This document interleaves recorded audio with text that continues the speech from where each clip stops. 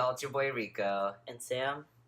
And this week we are doing O for operations. So we're gonna talk about like the five main, like in our opinions, like the five main surgeries that trans people have. And so we're gonna cover keyhole top surgery. I can never pronounce this. How do you say it? Peri areolar. Yeah. We're gonna cover double incision top surgery. We're gonna cover hysterectomies, phalloplasty, and then metodioplasties. Yes. Lots of big words, y'all. Yeah, and these are specifically for FTM people. Yes.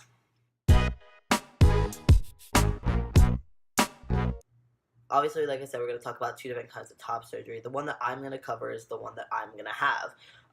Because I am a larger guy and a larger chested guy, I do not have the option of having keyhole surgery. Keyhole surgery is typically for people that have small B cup chest or smaller. Because I'm over a small B cup chest, I have to have double incision. That doesn't mean that anybody that has a B cup or smaller chest can't get double incision. Some people prefer double incision. It's really just a choice, but for me, I don't have that choice. So basically, what a double incision means is like they're literally gonna cut from underneath my armpit from here to here, and so there's two incisions, and they're going to remove all the breast tissue out of that, and they're like, and most of the fat as well, except to give me kind of like a male looking chest.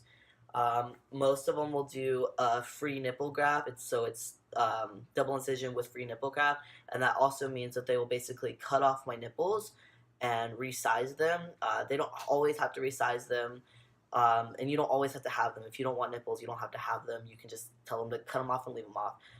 But they'll typically resize them and make them smaller to resemble that of like a cis male's nipple size. So once they remove all that breast tissue, they will re-sew back on your nipples, and most people regain sensation in your nipples, but not all. So if that's an issue for you, definitely talk to your doctors about that.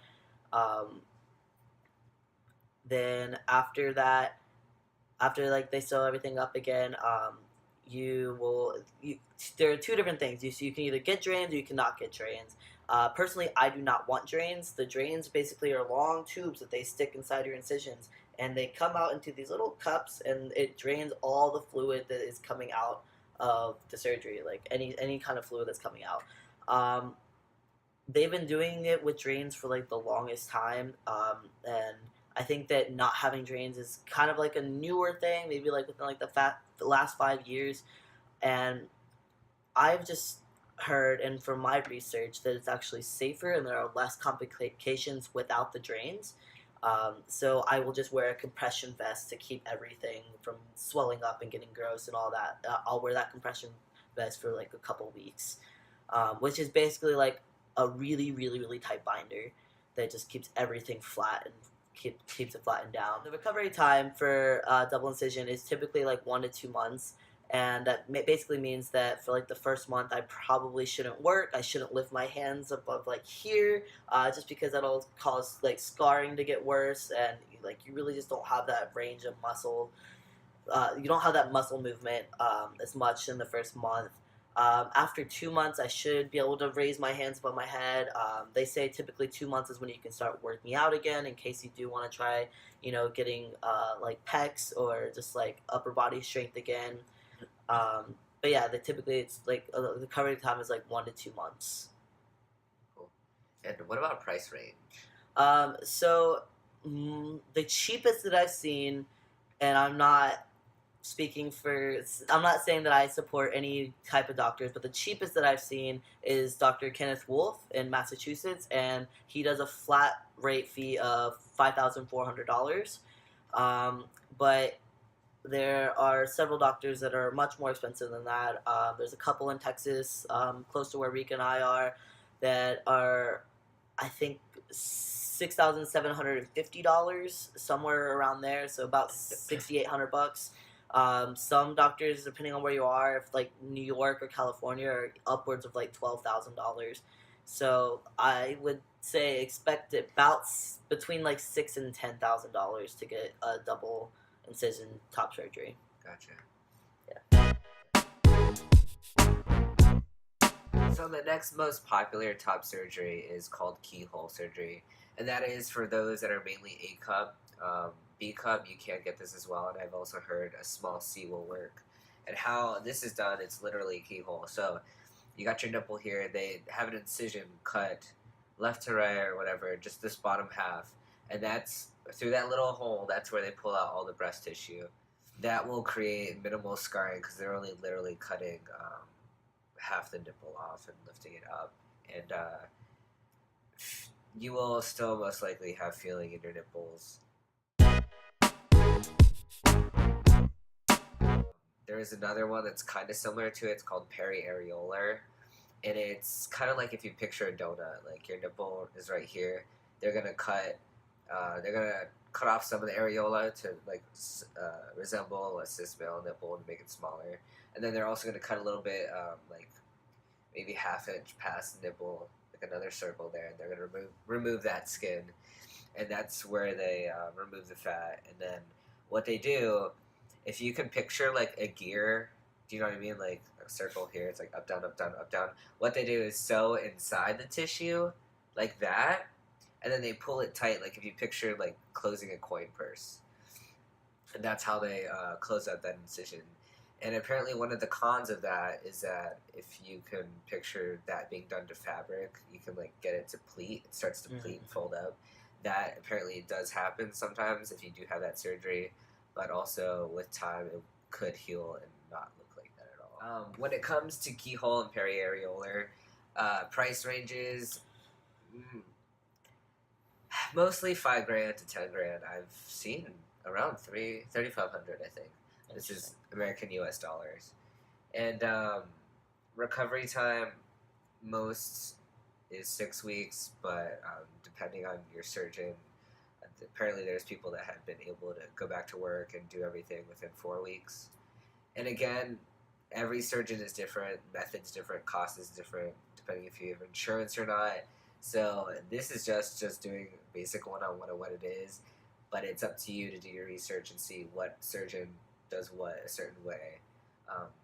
Some surgeons do double incisions differently, you know what I mean? Some have to connect, and it looks like one big incision. Yeah. So started with the top. Now we're gonna go to like what some people refer to as middle surgery, which I don't hear often, but I've heard it. So basically, that's gonna be like the hysterectomy, and with a total hysterectomy, like for trans men, it's typically where they take out everything. So they're gonna take out your cervix, they're gonna take out your fallopian tubes, they're gonna take out your ovaries, they're gonna take out uterus, cervix, everything. Ovaries. They take it all out. So you don't have to have a hysterectomy. It's literally your choice. I've heard a lot of people say that there are myths, and I've heard these myths, and I was scared of these myths when I first started T, that within like the first 5 years of starting testosterone that you have to have a hysterectomy because it's going to cause health complications. It's not true. They said that because they were like, what if it causes health complications, because they had never done the research on it. Some people, they say that like after starting testosterone, they notice they're getting worse cramps, or they notice this and that, but it's honestly like a person-to-person thing. It doesn't happen to everybody, so it literally is your choice on if you want to have a hysterectomy or not. But yeah, like I said, they're basically going to remove everything out, and you will just not have any of that stuff in there, like your uterus, your ovaries, all of that will be gone. Benefits of this are you will no longer have something that is producing estrogen, which is awesome. So when you have top surgery, you obviously, like, your breast tissue produces estrogen, and your ovaries and your uterus produces estrogen as well, just because it's part of the reproductive system. And so if you have that removed, you don't have something counteracting. Yeah, I would say so. Yeah, like you don't have somebody counteracting with the testosterone that you're injecting into your body. Which is awesome. So that's no longer like a battle between the two. Like, you'll just have testosterone in your system and no more estrogen, which is awesome. Yeah. But again, you don't have to have it. There are many, many, many trans people that just continue to take testosterone and don't have the hysterectomy, and they look great and they feel great, and it's totally fine. Your choice. Yeah. One thing that's important to mention, most trans men, of course, don't want to have any pap tests or pelvic exams, and if that's you, if you're not comfortable with any of that, you should really look into hysterectomies so you don't have to worry about any issues that has to do with ovarian cancer, all that fun stuff. Yeah. Not saying that you're gonna get ovarian cancer because you're on testosterone, but it's just a precaution because I know that we're uncomfortable going and getting looked at downstairs, like, and so if that's you, if you don't want to do that, then definitely just look into getting a hysterectomy so you won't have to get those checks out anymore. Like, you'll be good to go. Yep.